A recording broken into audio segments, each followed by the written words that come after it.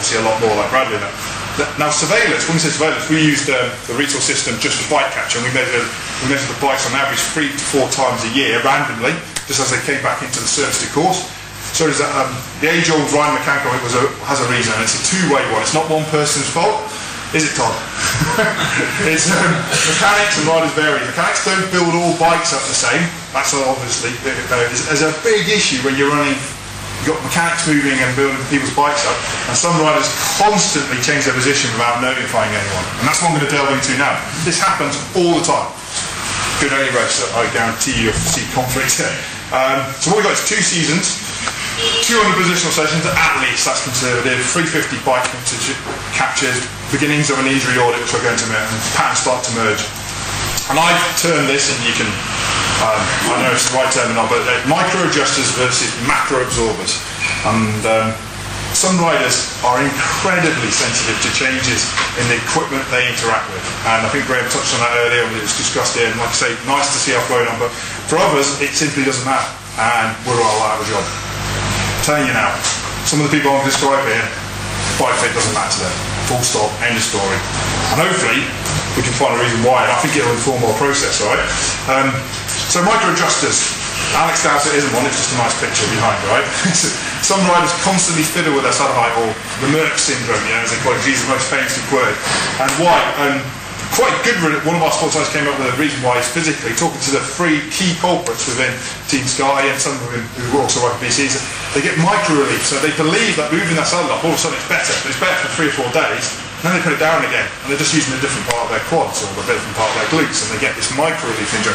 And once it's built in, it may drift into that second point, which is psychological. They believe that, you know, they have to go through that process to get the best out of the form. So if they leave the bike the same, they get pretty sore and they don't feel right on it. Should we stop that? Maybe not. But we are aware of it now, and it's like, but only by going through this process. It wasn't what we were looking for, but it's a finding. And then macro-absorbers. With those micro-adjustments, do you see people then moving their saddle up a bit, and then the next stage they've gone back to their original position? Exactly. Yeah.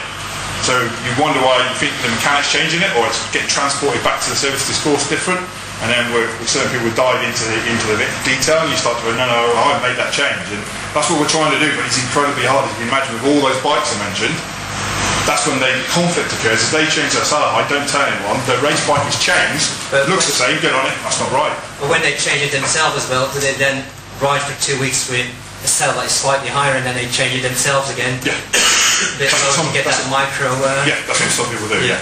And I'm not saying that's wrong, I'm just saying it's what happened. Like these sharing experiences with you. Yeah, that's what happens. Some people less days in that, shorter time periods. Yeah. Phil, would you say that macro-absorbers at large have better flexibility? That's what we're going to come to. If you just say your questions, we're going to go, no, because Phil said maybe get the questions at the end, but if anyone's got any burning ones, please jump in. But if I go for I'm going to answer some of it. Well, I'm going to try and answer some of this, because I'm going to be honest. We don't know, actually, some of the things we test for. So some people's bike position just isn't that one. They can absorb the effects of different positions, and some people talk about these things now, tolerance and robustness of an athlete. They have good adaptive qualities, and I think we've all met these people in our life. We talked about some people there. I said the polio guy has good adaptation. He can sit on a bike. God, I'd be in agony doing that, wouldn't you? But he's accepted it, and even though he has polio, I'd say his robustness to tolerate the position on a bike is actually quite good. There's no measure of this at the moment, and there's terms that are talked about at the moment as the next step, maybe in screening, which is what we're going to go into in a minute. But, so Swifty, I don't think we'll mind me talking about him. He's incredibly sensitive to changes. His saddle height, he swore to blind to me, and I've done a lot of work with Banks. He changed and had a lot of problems with his position. And Phil and Jules actually saw him at some point, didn't you, when he came through London. Saddle height is too high, yet the retool and the mechanic measurement was identical. And he swore blind. One of his race bikes was a different saddle height. And I just went like that, and one was new, and one was just softened in a bit. He's that sensitive. It wasn't even a difference in height, it was a difference in softness. But he was saying that was hurting him and would get pain. That's incredibly sensitive, isn't it? Great feedback mechanism we must have. And I've invented this thing called the Spare Bike Index, Burt et al. 2012, complete, not in research, not unlike Graham's cohort there. Show off. How long would Ben last? Should he have to give his bike to the team there? About 6 minutes, 30 seconds, I reckon. So you see it in the Tour de France, The lesser rider gives Bradley's gone down, he's got punctured, and gives a bike, I absolutely shit myself. If that's Ben Swift, alright? He's going to be broke in seconds. Whereas Geraint Thomas, the legend from Cardiff, is incredibly insensitive to changes in his equipment.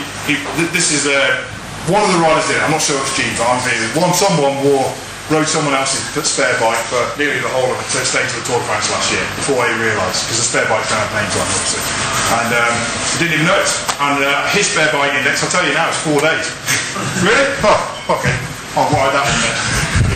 Saddle height difference, everything like this. And he's got this great ability to adapt it. And we'll go into a little bit of reason why I started thinking about this and why I want to share it with you guys as maybe the next step in identifying an issue with bike, not an issue with bike, an issue important to bike. Edwald, Bossen, Hagen, just on the side. Everyone is put out in the press there, so it doesn't really matter if we talk about this Achilles problem. Enormous amount of work to get ready for the Tour de France the year before. I don't know if you remember that really wet, slippy stage of the Tour de France, and everyone was falling off, and he had to give his bike to Brad after crashes. Now, the physio's in the room, but even the bike fitters can work this one out. So Brad was on those centric chain rings. Edwald wasn't. Achilles. With different crank lengths, with a different saddle height. So basically, if we could stretch someone's Achilles more than that, I'd like to know how. But Eddie was alright actually.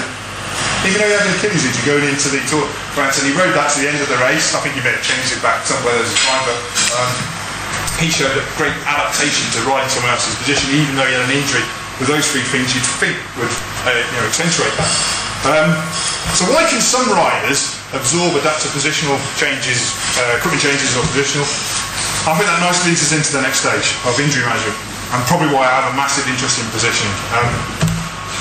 So injury and position, when we're talking to this group here, particularly about bike thing, obviously I have a group of athletes who go into a gym. That's a massive injury box. When you're lifting, Chris Hoy last week lifting 235 kg with someone else sitting on top of the bloody leg press and stuff like this. They're unbelievable. There's 500 kg on this. Phenomenal feats, but very different to what we're talking about today. But I think to start with a real positive one, that with injuries talking today, you can adjust the bike position to alleviate injury, and that tool is huge. The bike position may not cause injury, but when someone picks one up, you have definite parameters of mobility within someone's position to help that. Often, positional change will cause injury, equipment change will cause injury, or the rider change in maturing. Our young academy riders, Ben Swift is a real example of that, where when Swift was younger, he was more of a whippersnapper and can go up hills really well. And you may have met riders like this yourself, young guys who come in, or people who just come into the sport and then change into a cyclist over time.